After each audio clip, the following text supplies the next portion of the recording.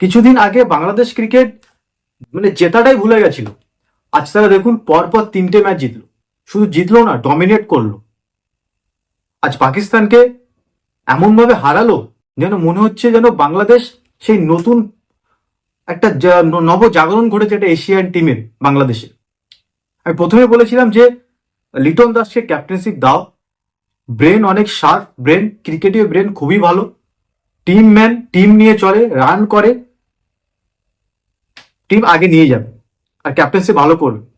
একটা ক্যাপ্টেনকে মিনিমাম একটা টাইম দেওয়া দরকার। তুমি যদি একজনকে 6 মাস 7 মাস টাইম দাও, সেই ক্যাপ্টেন কোনো দিন সেই ক্যাপ্টেন কোনোদিন টিম গঠন করতেই পারবে না।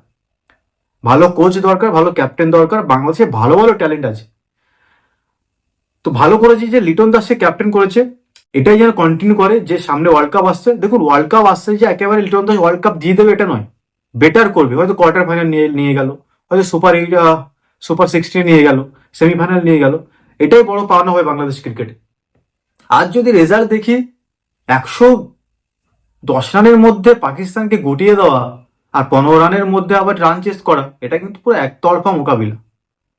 পাকিস্তানের ভালো টিম গেছে, বাংলাদেশ তো ভালোই টিম, কিন্তু বাংলাদেশ থেকে পাকিস্তান কিন্তু এগিয়ে থাকে বরাবর বোলিং ব্যাটিংয়ে সবসময়। কিন্তু মুস্তাফিজুর যা বল করলো, 4 ওভারে 6 রান 2 উইকেট। টি-20 ক্রিকেটে এরকম পারফরমেন্স আমরা খুব কম দেখেছি।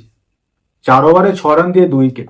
প্লাস আরেকটা আমি প্লেয়ার দেখলাম, ইমন বলে, স্ট্রাইক রেট ভালো, 12টা না কটা টি-20 ম্যাচ খেলেছে, 141 স্ট্রাইক রেট। এটাই দরকার টি-20 ক্রিকেটে। তুমি 10, 12, 30, 40 যাই করো, ইম্প্যাক্টফুল করতে হবে, তবে কিন্তু টিম জিতবে। বাংলাদেশ টি-20 ক্রিকেট টিমটা যেটা আছে ভালো, পাওয়ারফুল, কিন্তু একটাই প্রবলেম থাকে, সেটা হলো ফিনিশারে কি প্রবলেম হয়, এই যে ইয়ারকার আসে, স্লোয়ার বল করে, plus back of the hand যে বলগুলো করে, এইগুলো পিক করে মারার মতো একটা ব্যাটসম্যান দরকার। এইটা যদি বাংলাদেশ কভার আপ করে নেয়, বাংলাদেশ ভালো করবে। কারণ টি-20তে এমনভাবে রান যায় প্রথম পাওয়ার প্লেতে, মিডিলে একটু কমে, ফিনিশটা বেটার না হলে রান কিন্তু যায় না। তো বাংলাদেশে এই একটা প্রবলেম আছে, এখনো আছে, হয়তো সলভ হবে ধীরে ধীরে। কিন্তু আজ যেভাবে খেললো, শ্রীলঙ্কার সাথে যেভাবে খেললো, বাংলাদেশ কিন্তু দারুণ একটা ক্রিকেট নেশন ছিল, আরো ধীরে ধীরে হয়ে উঠবে।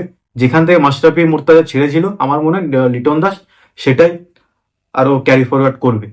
তো আশা করা যায় বাংলাদেশ আরো ভালো করুক, আরো কম্পিটিশন আসুক। যখন ইন্ডিয়ার সাথে খেলবে, এটা যেন ভালো কম্পিটিশন ম্যাচ দেখতে পাই।